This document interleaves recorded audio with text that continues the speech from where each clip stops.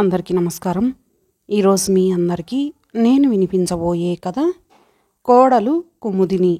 రచయిత సిహెచ్ స్వరాజ్యలక్ష్మి గారు.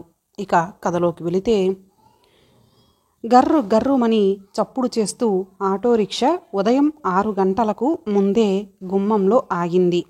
ముసలి ముకుందం గబగబా వచ్చి పండుగకు వచ్చిన కూతుర్ని అల్లుణ్ణి సాదరంగా ఆహ్వానించాడు.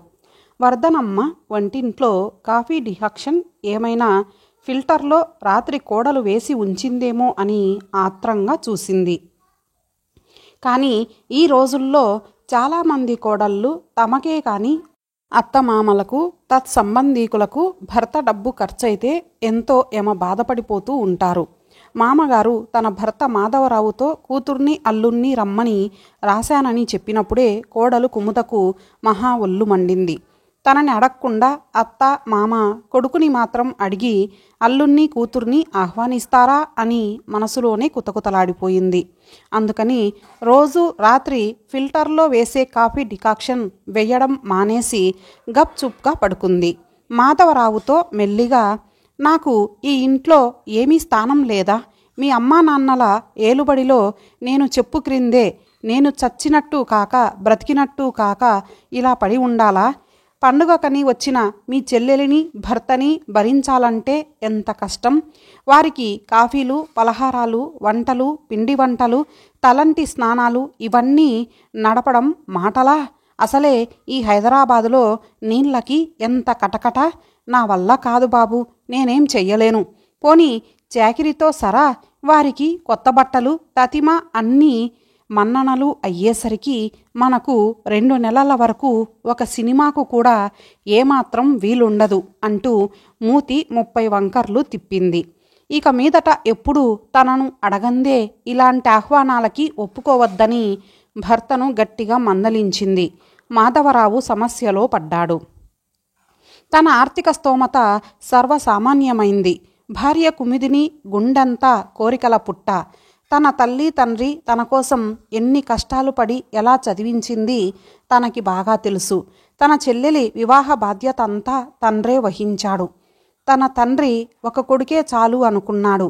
కొడుకు 16 ఏండ్లు పెరిగి అకస్మాత్తుగా విషజ్వరంతో పోయాడు. ఫ్యామిలీ ప్లానింగ్ ఆపరేషన్ల జోలికి తండ్రి వెళ్ళకపోవడం చేత తను చెల్లెలు ముకుందానికి పుట్టారు. తన సోదరి విద్యకు కానీ వివాహానికి కానీ తాను ఏమీ సహకరించలేదు. ఉద్యోగం విరమించాక వచ్చిన పెన్షన్ డబ్బుతో కూతురి వివాహం చేశాడు. ఈ విషయాలన్నీ భార్యకి తెలుసు. పెళ్ళైన తొలి సంవత్సరం సంక్రాంతికి పిలవకపోతే బాగుండదని తండ్రి వాళ్ళని పిలుస్తానంటే అంగీకరించాడు మాధవరావు. తనకి 3 బావమర్దులున్నారు. అందరూ చాలా పెద్ద ఉద్యోగాల్లోనే ఉన్నారు. తన వివాహం 2 ఏండ్లే అయినా వాళ్ళు భార్యల చేతుల్లో కీలుబొమ్మలవ్వడం చేత తన అత్తగారికే అంతగా ఆస్కారం లేదు. ఇక తమనేం పిలుస్తారు? ఆ సంగతి అతనికి బాగా తెలుసు. తన భార్య 3 అన్నదమ్ముల తర్వాతేమో అతి గారాబంగా పెరిగింది. అన్నలు పెద్ద ఉద్యోగస్తులని ఇరుగు పొరుగు వాళ్లతో సమయం దొరికినప్పుడల్లా చాటుతూనే ఉంటుంది. అవకాశం ఆవగింజంత దొరికినా అత్తింటి వాళ్ళని అవమానపరుస్తూనే ఉంటుంది. వంటింట్లో వర్ధనమ్మకి ఫిల్టర్లో డికాక్షన్ కానీ డబ్బాలో కాఫీ పొడి కానీ కనబడలేదు. పాల ప్యాకెట్ ఒకటే కనిపించింది. పాపం ఏం చేస్తుంది? కోడలు 7 దాటితేనే కానీ నిద్ర లేచి బయటకు రాదు. వచ్చిన చకచక అన్ని వైపులా చురకత్తుల లాంటి చూపులతో ఒకసారి కలియజూస్తుంది. ఫ్లాస్కు తీసుకుని హోటల్కి వెళ్ళి కాఫీ పట్టుకు వచ్చిన వాళ్ళకి అభిమానంగా అందించాడు ముకుందం. కావాలని వాళ్ళు కాఫీలు తాగుతూ ఉండగా లేచి వచ్చి చూసింది కుముద. ఆమెను చూసి పాపం వసుదే ఆప్యాయంగా, ఏవమ్మా వదినా, బాగున్నావా అని అడిగింది. అని ఒక దీర్ఘం తీసి విసవిస ఆమె వెళ్ళిపోయింది. కూతురు అల్లుడు ఇదంతా గమనిస్తూనే ఉన్నారు. గబగబ గదిలో దాచి ఉంచిన కాఫీ పొడి తెచ్చి కాఫీ కాచింది. భర్త లేచాక కాఫీలు కలిపి భర్తకిచ్చి తను తీసుకొని అత్తమామలకి అతిథులకి విధి లేక ఇస్తున్నట్లు కాఫీ కప్పు అందించింది. వసుధ లేచి ఇంటి పనులలో తల్లికి సహకరిస్తుంది. ముకుందం సంచి తీసుకొని కూరలు పాలు వగైరాలన్నీ తెచ్చాడు. కొడుకు ఆఫీస్కి వెళ్ళాక కోడలు యువతలకు వచ్చాక ఆమె ముఖ కవలికలు కనిపెట్టి వంట ఏం చేస్తే బాగుంటుందమ్మా అంది వర్ధనమ్మ. విసురుగా ఏమో నాకేం తెలుసు, మీకెలా తోస్తే అలాగే చెయ్యండి అంటూ విసవిస వెళ్ళిపోయింది. ముఖం చిన్నపుచ్చుకొని వర్ధనమ్మ ఉసూరుమంటూ వంట ఇంట్లోకి వెళ్ళింది. పండుగ కనుక పరమాన్నం, బజ్జీలు, కాస్త పులిహోర కలిపి దోసకాయ పప్పు, అరటికాయ వేపుడు, సాంబారు చేసింది. మాధవరావు రాత్రే భోంచేస్తాడు. పండుగ సెలవైన ఆఫీస్ పని ఉందంటూ ఇంటికి రాడు. కోడలికి 11 దాటితే కానీ స్నానం చేసే అలవాటు లేదు. కూతురికి, అల్లుడికి, ముకుందానికి వడ్డించింది వర్ధనమ్మ. కోడల్ని కూడా పిలిస్తే నేను స్నానానికి వెళుతున్నాను, మీరు భోంచేయండి అంది. ఇంట్లో ఇలాంటి విధానాలకి అలవాటు పడ్డారు ఆ ముసలివాళ్ళిద్దరూ. వసుధకి తెలుసు వదిన మనస్తత్వం. వీరి భోజనాలయ్యాక కోడలు ప్లేట్లో పులిహోర, బజ్జీలు పెట్టుకొని తన గదిలోకి వెళుతూ అత్తగారిని భోజనం చేసేయమని, ఆయన వచ్చాక మేం భోంచేస్తామని చెప్పింది.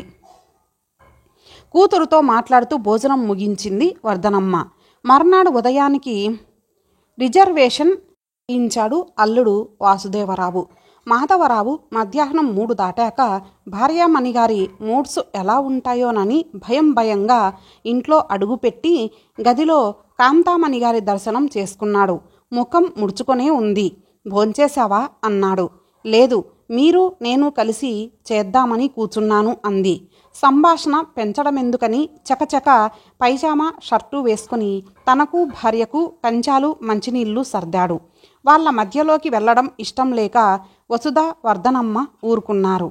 కొడుకు వివాహం అయ్యాక తల్లిదండ్రులతో ఎంత అవసరమో అంతకు మించి మాట్లాడకుండా కావలసినంత కట్టుదిట్టం చేసింది కుముద. ఏదో చిన్న సంభాషణలతో భోజనాలు ముగించుకున్నారు.